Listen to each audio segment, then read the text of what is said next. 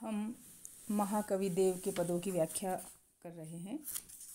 देखिए, कथा में न कंथा में न तीरथ के पंथा में न पोथी में न पाथ में न साथ की बसीती में जटा में न मुंडन में न तिलक त्रिपुंडन में न नदी कूप कुंडन अनहात दान रीति में पीठ पठ मंडल न कुंडल कमंडल न माला दंड में न देव देहरे की भीति में आप ही अपार पारावार प्रभु पूरी रहो पाइये प्रगट परमेश्वर प्रतीति में।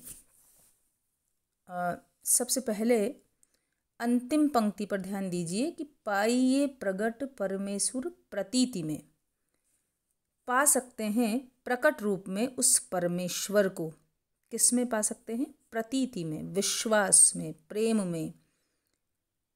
तो पूरे पद में कविदेव यही बताना चाहते हैं कि ईश्वर को प्राप्त करने के लिए किसी कर्मकांड की, किसी बाह्य आडंबर की या अन्य किसी ऐसी चीज़ की आवश्यकता नहीं है जो कि दिखावे से जुड़ी हुई हो, बल्कि ईश्वर तो मन की सच्चाई से, मन के प्रेम से, मन के विश्वास से और एक निष्ठता से प्राप्त होते हैं। पद का सारांश यही है।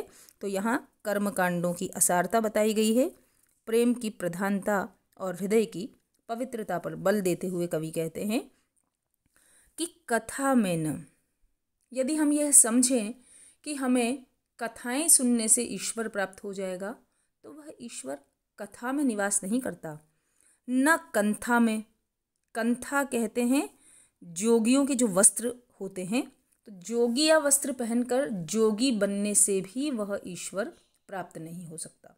देखिए, इसमें यह बात जरूर ध्यान रखें कि कथा में यदि विश्वास है तो ईश्वर मिलेंगे, लेकिन केवल कथा सुनने मात्र से, केवल ऊपरी तौर से कथा सुनने में नहीं मिलेंगे। ऊपरी तौर से मन में सच्चाई नहीं है, मन में पवित्रता नहीं है, और यदि जोगी या वस्त्र धारण कर लिए जाएं तो वह ईश्वर नहीं मिलेंगे।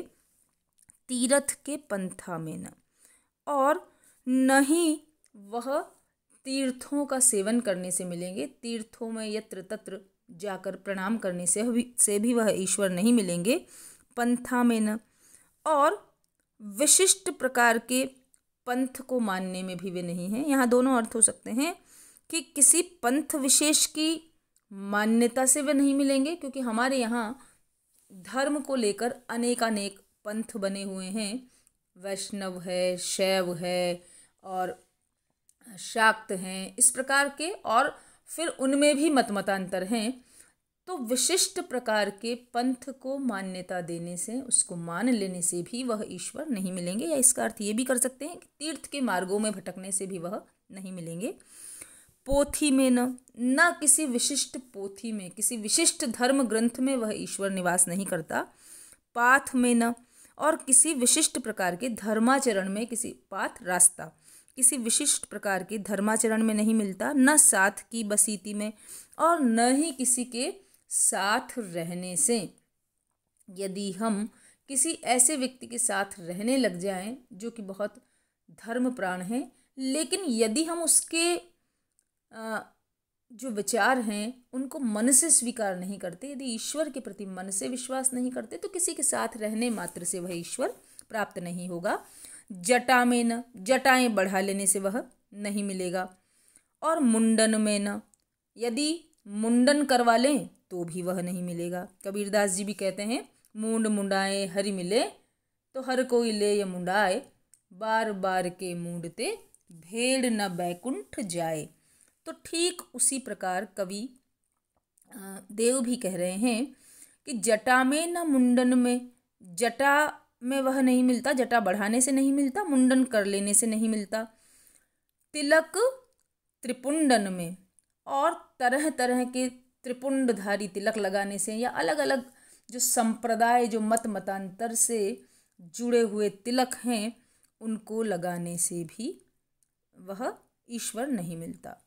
बिल्कुल हमें ऐसा लग रहा है कि हम कबीर को पढ़ रहे हैं, कबीरदास जी भी कहते हैं कि जप माला छापा तिलक सरे न एको काम, मन काचे नाचे वृथा सांचे राचे राम। यदि मन कच्चा है और वृथा ही नाचते हैं तो वह ईश्वर नहीं मिलता। सांचे राचे राम, वह तो सच्चे हृदय में निवास करता है। ठीक यही बात कविदेव कह रहे हैं। जटा में न मुंडन में न तिलक त्रिपुंडन में न, नदी कूप कुंडन अनहात दान रीति में।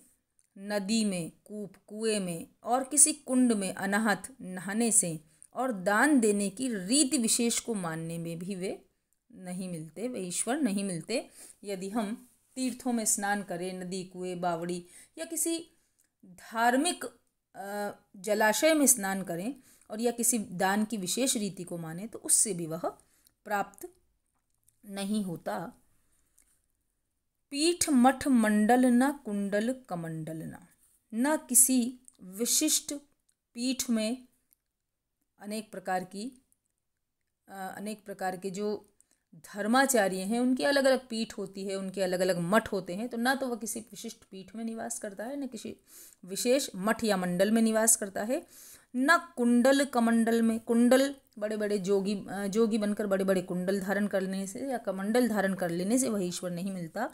माला दंड में न, और माला और माला धारण करने या माला फेरने या दंडधारी यति बनने में भी वह नहीं मिलता। कबीर जी को पुनः स्मरण करती हूँ कि माला फेरत जुग गया, गया न मन का फेर, कर का मन का डारी दे, मन का फेर। कबीरदास जी भी यही कहते हैं कि सिर्फ माला फेर लेने मात्र से वह ईश्वर नहीं मिलता। तो माला में न, माला दंड में न, माला फेरने में या दंड धारण करके यति बन जाने में वह नहीं मिलता। देव देहरे की भीति में, और देव कवि कहते हैं कि किसी देवता के देहरे अर्थात मंदिर की भित्तियों में भी वह निवास नहीं करता। देव में यहाँ श्लेष अलंकार है। देव कवि और देव ईश्वर। आपु ही अपार पारावार प्रभु पूरी रहो। जब इतनी सारी बातें बता दी कि वह ईश्वर इनमें से कहीं नहीं मिलता तो फिर कहाँ मिलता है? आपु ही, स्वयं ही। अपार पारावार, पारावार समुद्र, वह अपार महासागर है, वह तो स्वयं अपार महासागर है। प्रभु पूरी रहो, और वह ईश्वर इस सृष्टि के कण कण में पूरी रहो विद्यमान है। आपु ही अपार अर्थात आत्म रूप में वह परमात्मा घट घट में विद्यमान है। वह कहाँ मिलता है? अपने मन में ही निवास करता है। हमारे आत्मा के रूप में वह परमात्मा प्रत्येक मन में पूर रहा है, निवास कर रहा है, विद्यमान है। जैसे कि कबीरदास ने कहा है कि कस्तूरी कुंडली बसे मृग ढूंढे बन माही, तैसे घट घट राम है दुनिया देखत नाही। पूरे पद में हमें कबीर के दोहों का साम्य नजर आता है, और कबीर की तरह ही यहाँ कविवर देव कर्म कांडों का खंडन कर रहे हैं और मन की पवित्रता और ईश्वर के प्रति विश्वास का मंडन कर रहे हैं। तो आप ही अपार पारावार प्रभु पूरी रहे। वह अपार महासागर के समान जो ईश्वर है वह आत्म रूप में घट घट में विद्यमान है। पाइए प्रकट। अब यदि हम उसे प्रकट करना चाहते हैं, प्रत्यक्ष रूप में मिलना चाहते हैं, तो वह कहाँ प्राप्त होगा? पाइए प्रकट। उस परमेश्वर को हम प्रकट रूप में विश्वास के द्वारा, प्रेम के द्वारा, मन की सच्चाई के द्वारा, पवित्रता के द्वारा प्रकट रूप में प्राप्त कर सकते हैं।